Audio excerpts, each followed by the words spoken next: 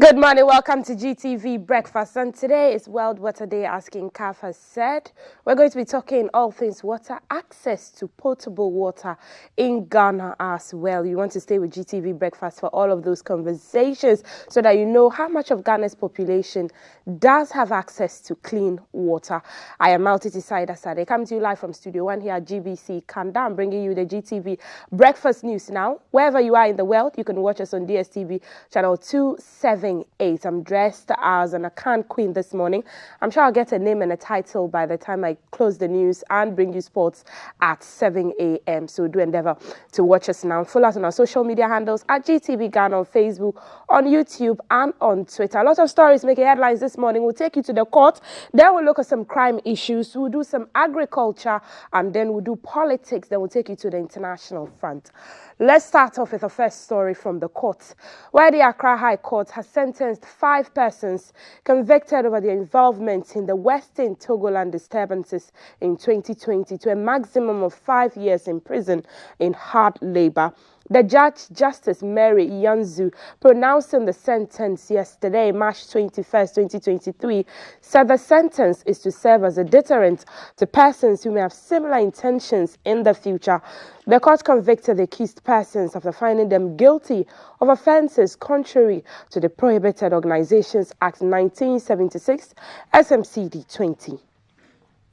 Convicts are Ebenezer Blokbo, Afetogbo Pogo, Joseph Nyamewu, Wisdom Kuvo, and Israel Besakbezo, who are members of the Western Togoland Restoration Front, which is an offshoot of the Homeland Study Group founded by Mr. Michael Koku Kwabla. Western Togoland was established with an objective to use force to see the Volta and Oti regions from Ghana to form a new state to be called Western Togoland. The judge, Justice Mary Yanzu, convicted the accused persons after finding them guilty of offences contrary to the Prohibited Organizations Act.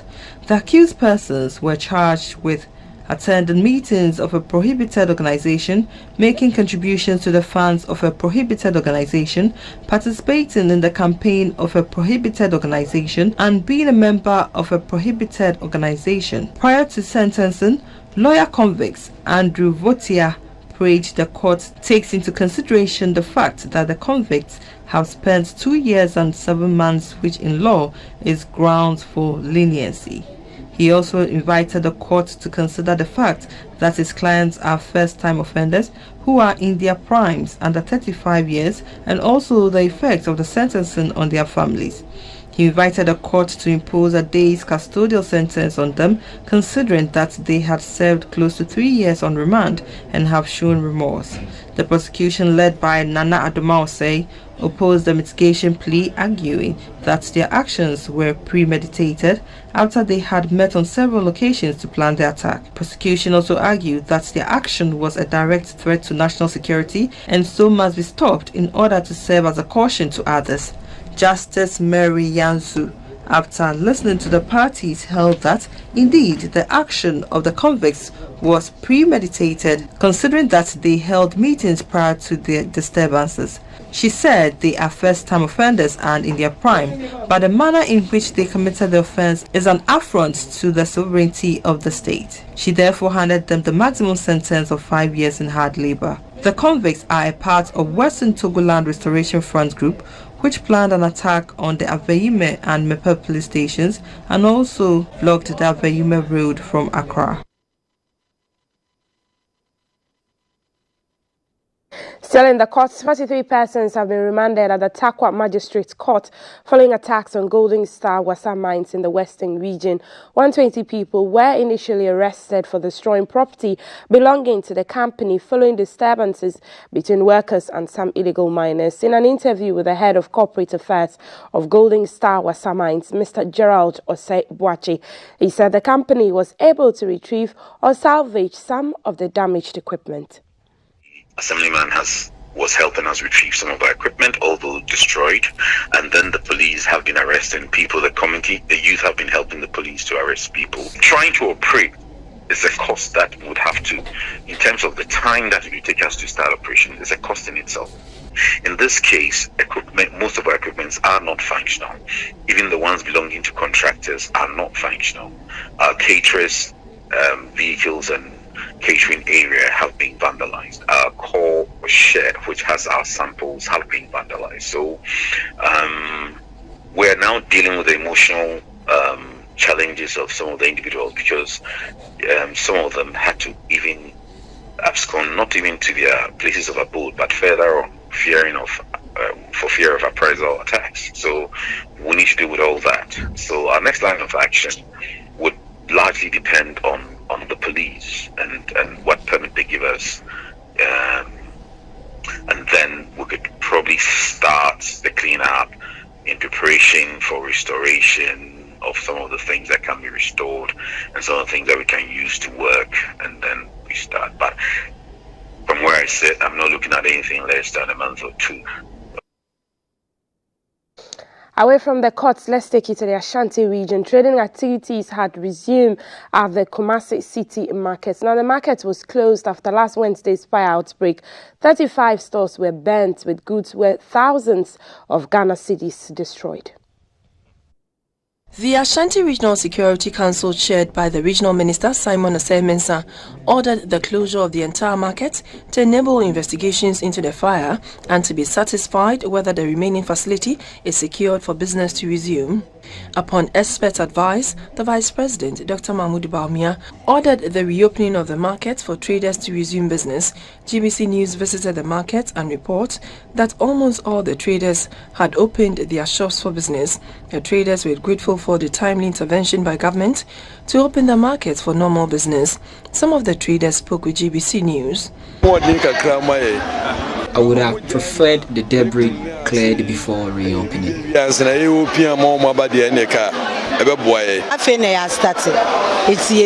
the first day for business. It is very dull. Traders Union at a press briefing today conveyed its sympathy to traders who were directly or indirectly affected by the fire. The union is grateful to all stakeholders for helping to bring the fire under control. Members were happy about the visit of the Vice President and his intervention for the market to open for business activities.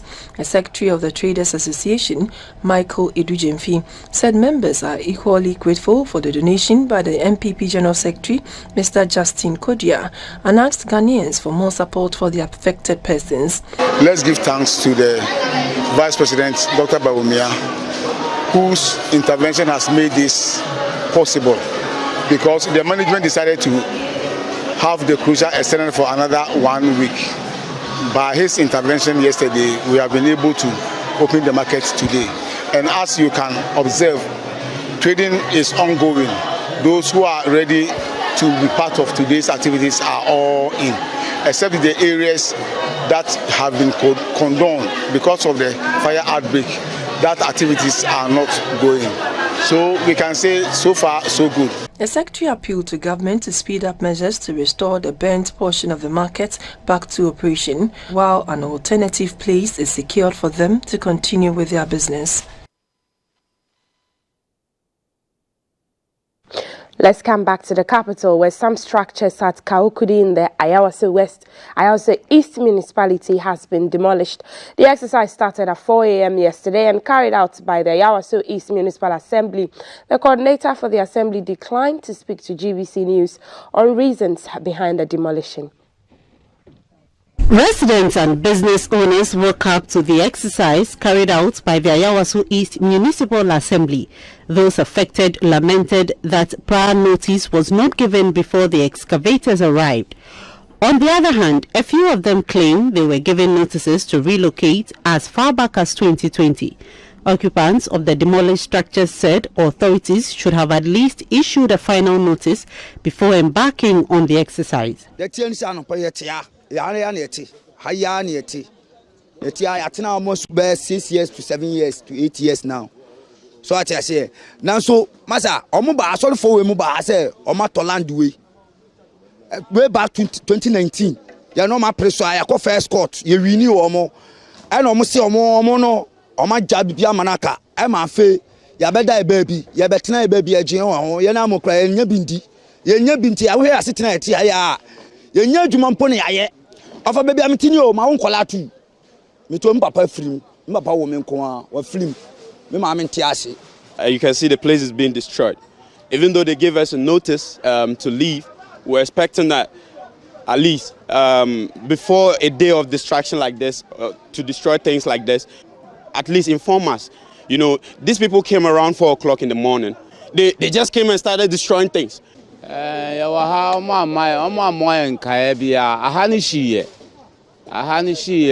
For some 2 months or 3 months in here. Say and then me fear friend say, yes, around 4 o'clock, demolish it. Before you be hunu, say, honey, nah, I say. I don't know reason. They know inform us. So, unless I protect my things again, it's good for me. But now, in the capacity, where are you going now? If he leave us only like that, or they go give us something to continue our living. By the time GBC News team arrived, most of the containers and shops had been demolished, and residents and business owners had no option than to salvage some of their belongings. Let's look at agriculture now. We appeal to the government to ban the export of poultry manure to ensure that farmers get access to organic fertilizer to boost yields of cocoa and food crops, says the president of the Ghana Best Cocoa Farmers Association, Mr. Charles Jimfi. This was when the leadership of cocoa farmers interacted with President Akufo-Addo at the Jubilee House in Accra. In 2021, Ghana recorded 1.05 million metric tons of cocoa. But this historic feat could not have been possible without a contribution of these gallant cocoa farmers. As movers and shakers of the cocoa industry, they decided to call on the president to commend him for rolling out the cocoa replanting and free cocoa seedlings program, slashing and pruning project, which has led to the scaling up of cocoa production in the country.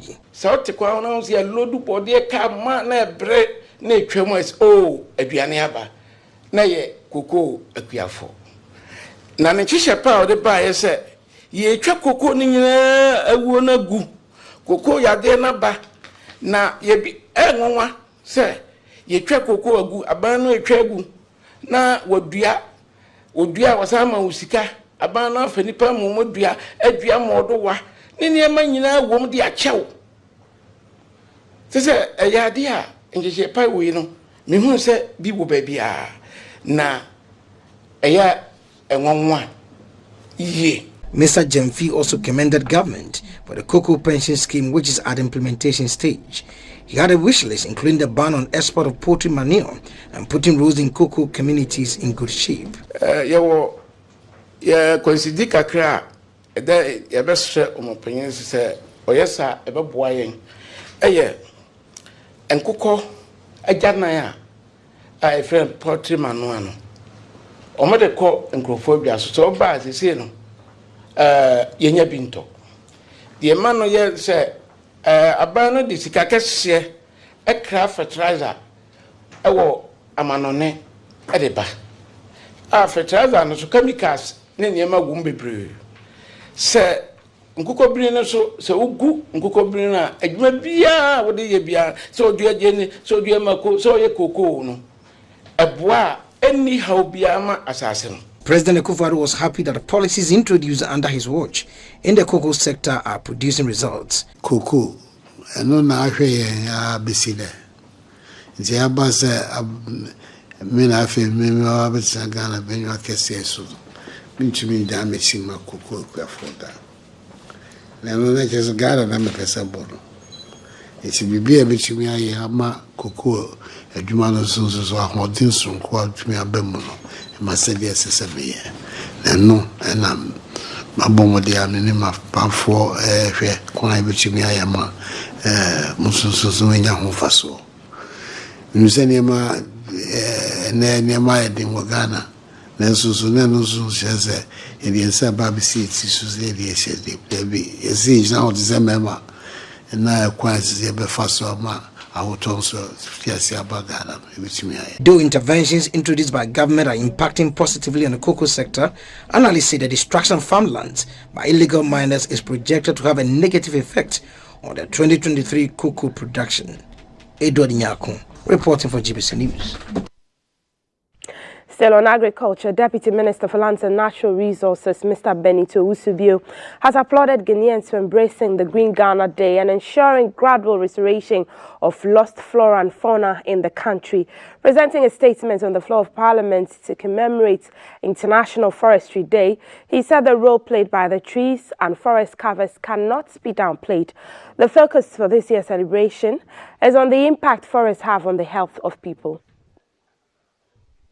March 21st, 2023 is therefore a day of global and national celebration and also a day to create awareness on the importance of forests and the need to protect and preserve them. Mr. Speaker, the global theme is forest and health. This year's theme highlights the vital contribution of forests in supporting our health. As we are all aware, forests play a crucial role in the fight against climate change and its adverse health impacts, and support our survival and the sustainability of our planet. Mr. Speaker, Target 15.2 of the Sustainable Development Goals, SDGs, therefore, enjoins us to halt deforestation, restore degraded forests, and substantially increase afforestation and reforestation globally. I think that the National Day of Afforestation, we shouldn't just focus on the celebration. We should rather focus on getting our districts and municipal assemblies to be more effective in the plantation and the nurturing of the seedlings that are planted. I think that if you're able to do this, we'll be making a very meaningful impact. We can celebrate an international day, but let's appropriate it well domestically into our unique challenge. I wish to call on the government to, on this day, will reconsider its position on EI 144 that seeks to declassify the Achimota Forest, the only green belt that we have in this country. Mr. Speaker, as a show of commitment to the celebration of International Forest Day, I call on His Excellency the President to reconsider his position on declassifying the only forest reserve in the capital city, the Achimota Forest. That is the first, present His Excellency the President can give the people of Ghana on International Forest Day.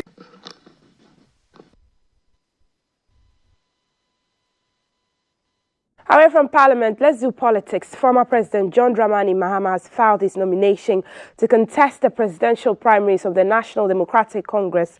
Former President John Mahama is seeking re-election to become flag bearer of the National Democratic Congress (NDC) ahead of the 2024 presidential election. Former Greater Accra Regional Minister and 2020 NDC campaign manager Professor Joshua Alabi filed the nomination forms at the NDC's office in Accra on behalf of the former president.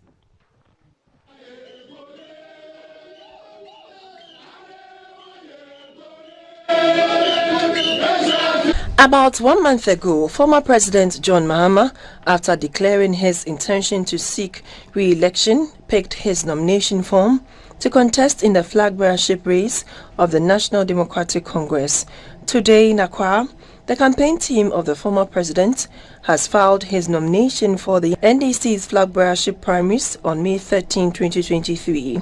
The team submitted the filled-out documents plus the required fee at the party's headquarters on Tuesday.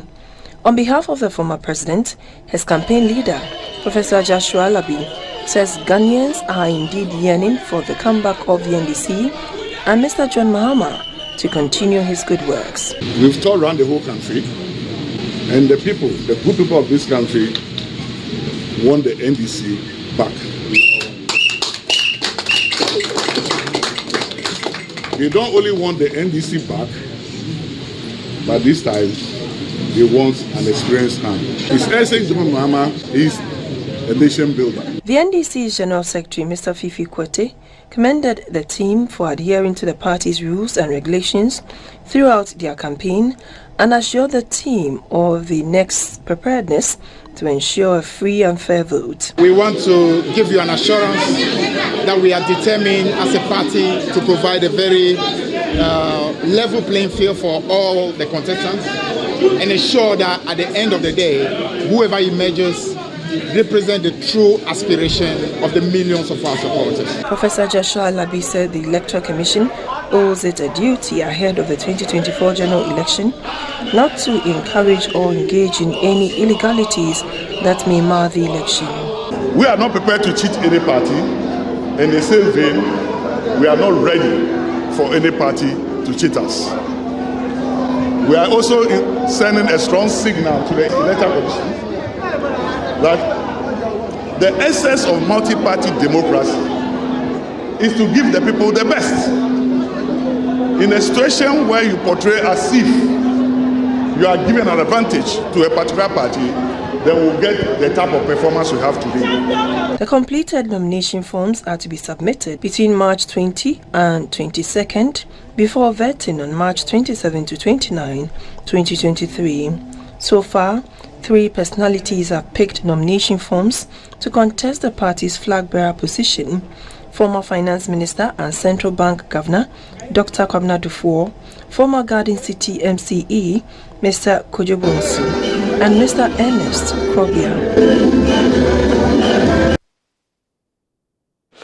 Away from politics, the Ghana Broadcasting Corporation has agreed to partner the National African Peer Review Mechanism APRM Governing Council to educate Ghanaians on the mandate of the APRM to ensure good governance. A delegation of the APRM Governing Council met with management of GBC. The National African Peer Review Mechanism Governing Council APRM is to encourage conformity with regards to political, economic and corporate governance values, codes and standards among African countries. Additionally, the APRM is to ensure the monitoring and evaluation of the AU's Agenda 2063 and SDGs 2030. The 4-member delegation was led by the council member of the National African Peer Review Mechanism Governing Council, Mr. Samuel Asari Ekwamwa. We should be able to demonstrate how the APRM is able to apply its principles to the promotion of state-run media, which you have so ably done. But we believe if we work together, you are going to even have a better revelation of the potential that exists that you have not even seen to tap into. The acting executive secretary of the National African Peer Review Mechanism Governing Council, Madame Winifred Akoto Sampon, gave some highlight of the APRM's targeted review report for the nation, which she said their consultants are currently putting together to be submitted to President Akufo-Addo. We received experts from the Continental Secretariat. We had 2 consultants, and together a team of about 18, we split into 2. And we went to 8 regions to engage stakeholders. We actually engaged the players, market women, we had the GRA, we had the customs, migration, police, and then the trade associations. We also engaged the MMDAs who are responsible for our trade and other things. And we engaged the after secretariats themselves, both the main secretariat and then the National Coordination Office. The Director General of the Ghana Broadcasting Corporation, Professor Amin Al-Hassan, urged the National African Peer Review Mechanism to put some measures in place to review the public service media. The mandate you have from the African Union as a critical facilitator of governance, how to build our national governance practice. Your choice of after as a targeted review in particular is commendable, and we think that one of the best things to have happened on the African continent, I would say for a very long time, one of the best things to have happened was after. Being a media organization, we will also want to see one day when the African Peer Review Mechanism will look onto the African continent and see how you will want to review the performance of public media systems. The delegation commended GBC for its service to the nation. Let's still stay with GBC. Now, two of GBC's news health correspondents, Sarah Fori and Mavis Ofei-Champong, have won the MEC Foundation Media Recognition Awards 2022. Sarah Fori won the ultimate prize in the multimedia category on diabetes and hypertension for West African countries.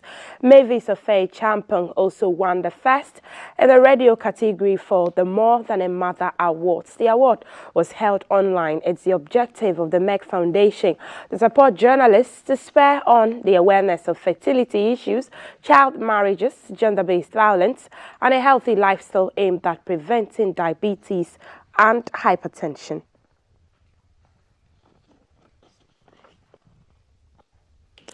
Let's do some business news now. The Ghana cedi is projected to record mixed performance against the greenback this week, likely to reflect last week's showing, with the local currency dipping by a marginal 0.20% to the dollar. Analysts say the increased demand for the US dollar will trigger mixed development on the forex markets, although the finance minister's visit to China on debt restructuring talks and government's renewal of coupon payments may improve market sentiment. Some analysts believe it is not enough to cause the cedi's recent gains against the American greenback. Last week, the local currency 1.16% and 0.95% to the pound sterling and euro respectively on strong corporate demand. The central bank allocated $20 million to the bulk oil distribution companies and sold about $9 million on the spot market. Now, the cedi is presently going for 12.63 cedis to $1 US on the forex or retail market. And the government is expected to raise about 3.21 billion cedis in treasury bills this Friday via the 91-day, 182-day and 364-day bills. The amount raised will partly be used to refinance 1.88 billion cedis worth of maturing treasury bills. Despite the large offer size, analysts believe the prevailing liquidity conditions will enable the government to reach its targets. Now, additionally, yields will continue to fall as investor demand remains firm. The government raised 3.88 billion cedis in last week's Treasury bills auction. The uptake exceeded the auction targets by 39.79%. A chunk of the bids for the Treasury bills came from the 91-day Treasury bills as 2.90 billion cedis was accepted. For the 182-day bill, the bids submitted were estimated at 983.7 million Ghana cedis, but 972.4 million Ghana cedis was accepted. A new office complex is to be built at the Ministry of Foreign Affairs in Accra at a cost of $20 million and would be completed in 26 months. The annex of Ghana's diplomatic hub is a grant from the Chinese government. I will provide a needed space to enhance Ghana's engagement with her bilateral and multilateral partners to promote economic diplomacy, among others. The sword was cut by the Minister for Foreign Affairs and Regional Integration, Madam Shirley Ayoko-Botchwey. In November 2021, Chinese President Xi Jinping announced at the 8th FOCAC Ministerial Conference that China and Africa had jointly prepared the China-Africa Cooperation Vision 2035. Under the first 3-year plan of the vision, China is expected to work closely with African countries to implement 9 programs under FOCAC. The Annex Office Building project is one of the concrete actions to implement the 9 programs in Ghana. The project will construct an annex office building next to the existing office building of the ministry in Accra. The total construction area of the project is approximately 11,300 square meters with 6 floors above ground and 1 floor underground. Its main offices would include the minister's office area, conference hall, press room, banquet hall, and underground parking lot. At the ceremony, the Minister for Foreign Affairs and Regional Integration, Madam Shirley Ayoko-Botchwey, said the building is premised on the long cordial relationship between Ghana and China. The project is scheduled to be completed within 26 months. And Ambassador, may I ask that if it is at all possible, that you finish this building at least before December 2024. And of course, it is at an estimated cost of $20 million United States dollars. At this juncture, I wish to urge the contractor, Yangjian Group Company Limited, and the Ghanaian consultant, Masob Consults, to ensure the completion of the project, well, ahead of schedule, and also to provide us with quality execution of the project. The Chinese ambassador to Ghana, Lu Kun, expressed gratitude to the Chinese contractors, Yangjian Group and China IIPR International Engineering Construction for their effort to ensure the completion of the project. China is committed to continue providing the necessary support, especially life-improving aid project to the people of Ghana. Now we officially opening the starting of the second phase of Annex building. In 2022, the bilateral trade volume between Ghana and China reached unprecedented high levels of $10.2 billion, ranking among the top 10 in African countries. Ghana's export to China also increased by 60% year on year. Now let's look at how the cedi is performing on the interbank markets and look at the forex market as well.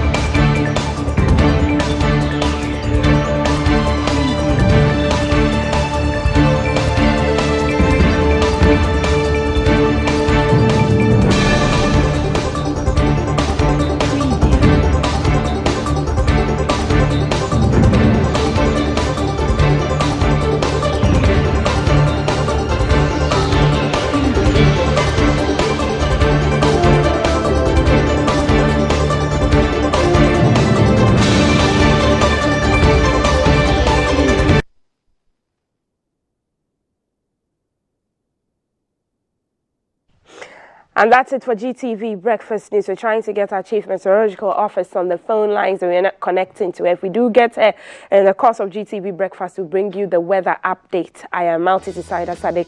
I'll be back at 7 with sports, but up next is Health Check. And we have Fauzia Beidou in the studio. She's sitting with King Kaf. They'll give you all the juicy details of what you should look out for to live a healthy lifestyle. Remember that today is World Water Day, and so you'd want all the information about how we can get access to potable water and what we can do right to even have water in our homes and in our institutions. I'll be back at 7 with sports.